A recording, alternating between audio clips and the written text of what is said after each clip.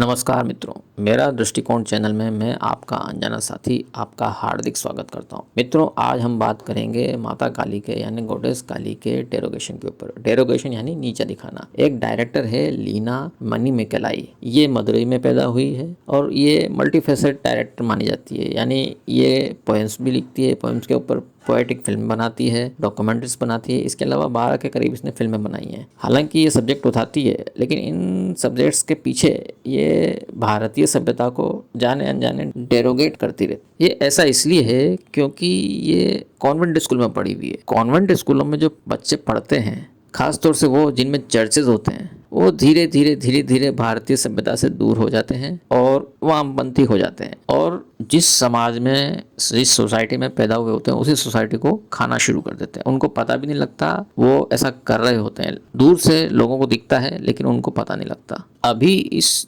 लीना मणिमेकालाई नाम की जो डायरेक्टर है, उसने एक पिक्चर लॉन्च की है जो कि आगा खान म्यूजियम टोरंटो के ओंटारियो में है। उसके रिदम कनाडा नाम के एक जोन के लिए इसने वो पिक्चर बनाई है या पिक्चर वहाँ पे लॉन्च की है 2 जुलाई को। इस पिक्चर को लॉन्च करते समय ये बड़ी ही खुशी जाहिर करती है ट्वीट के अंदर। लेकिन इस पिक्चर का जो पोस्टर इसने रिलीज किया है, उस पोस्टर में इसने एक महिला को गॉडेस काली के रूप में खड़ा दिखाया है, जिसके मुंह में इसने सिगरेट दिखाई है और पीछे एक झंडा दिखाया है जिसको LGBTQ सपोर्टर्स का झंडा माना जाता है। अब ये LGBTQ क्या है? LGBTQ stands for lesbian, gay, bisexual, transgender and queer. यानी कि वो लोग जो न औरत हैं न आदमी हैं, उनके जितने भी प्रकार होते हैं, उन सब का जो एक मूवमेंट है, उस मूवमेंट का एक उन्होंने फ्लैग बनाया हुआ है। उस फ्लैग को इन्होंने गॉडेस काली के पीछे लगा के दिखाया है।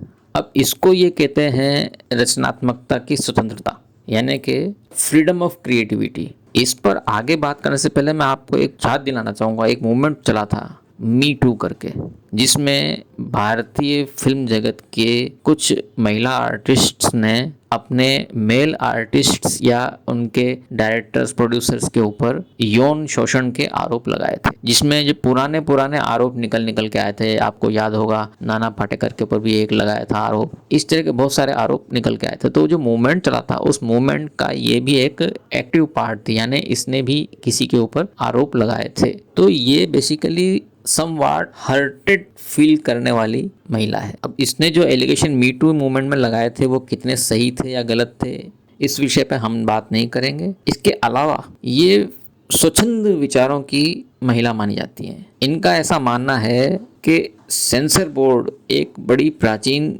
व्यवस्था है, प्राचीन संस्था है, जिसको आज के भारत में किसी भी सूरत में होना नहीं चाहिए। ये कहती है कि कौन डिसाइड करेगा। ये कौन डिसाइड करे वाला जो तर्क होता है ना, ये जितने भी वामपंथी हैं, इन लोगों का एक पेट तर्क है। कौन डिसाइड करेगा, कौन बताएगा, कौन कहेगा, कैसे तय होगा। ये जो लाइनें ये लोग बोलते हैं, ये बड़े कंफ्यूजिंग लाइनें होती हैं। इसका मानना है कि अगर आप सेंसर बोर्ड को ख़त्म करने के लिए मूवमेंट नहीं चलाते हैं या सरकार के ऊपर दबाव नहीं डालते हैं या कोई केस नहीं डालते हैं कोर्ट के अंदर, तो आप मूर्ख हैं, क्योंकि ये संस्था आपको क्रिएटिविटी करने से रोकती है, ऐसा इसका मानना है। अब बात आती है इस फिल्म के पोस्टर के ऊपर। इस पोस्टर को लगाने के बाद में जब लोगों ने इस पे ऑब्जेक्शन किया, तो इसने उस पोस्टर को हटाया नहीं, उल्टा इसने एक और फोटो रिलीज कर दिया, जिसमें किसी मंडली के 2 आर्टिस्ट जो शिवजी और पार्वती जी का रूप धारण किए हुए हैं, उनको सिगरेट पीते हुए इसने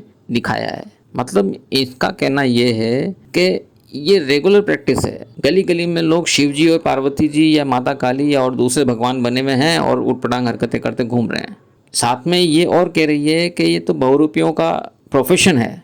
अब या तो इतनी ज़्यादा इनोसेंट है कि इसको पता ही नहीं कि ये क्या कर रही है, या बहुत ही चालाक महिला है जो सिस्टमेटिकली हिंदुइज्म के ऊपर वार कर रही है। अब ये क्यों करते हैं, इसका तो पूरा इतिहास है।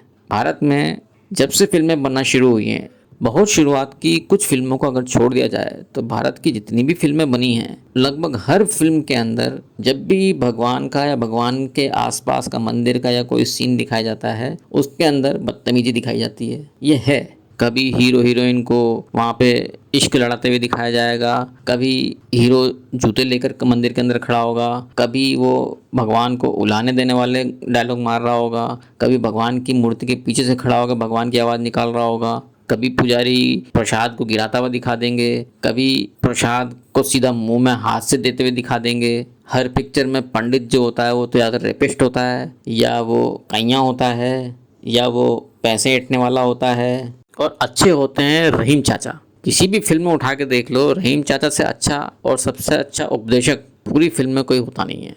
अब ये डायरेक्टर कह रही है कि मुझे डर लग रहा है।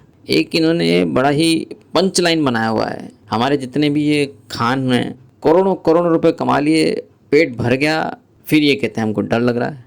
इस विवाद को और भड़काने का काम किया महुआ मोइत्रा ने, जो कि तृणमूल कांग्रेस की एमपी है। महुआ मोइत्रा ने इस पोस्टर के सपोर्ट में ट्वीट कर दिए। महुआ मोइत्रा का कहना है कि बंगाल में तो काली माता की ऐसे ही पूजा होती है, उनको सिगरेट, शराब, मांस ऑफर किया जाता है और वो सेवन करती हैं। महुआ मोइत्रा का कहना है कि हर व्यक्ति भगवान को अपनी तरीके से देखना सुनना पसंद करता है। मैं काली माता को सिगरेट पीती हुई और शराब पीती हुई, मांस खाती हुई देखती हूँ। ये फ्रीडम ऑफ एक्सप्रेशन का जो तमाशा इन्होंने बना रखा है ना, इसका नतीजा बहुत बुरा होगा। अभी इनको पता नहीं लग रहा, जब कोई सख्त कानून आ जाएंगे तो इन्हीं को सबसे ज़्यादा तकलीफ होने वाली है। अभी जो इतना मुंह चला देते हैं ये लोग, फिर इनका मुंह चलाना बंद हो जाएगा। समस्या इनकी नहीं है, समस्या उन लोगों की है जो हर्ट होते हैं।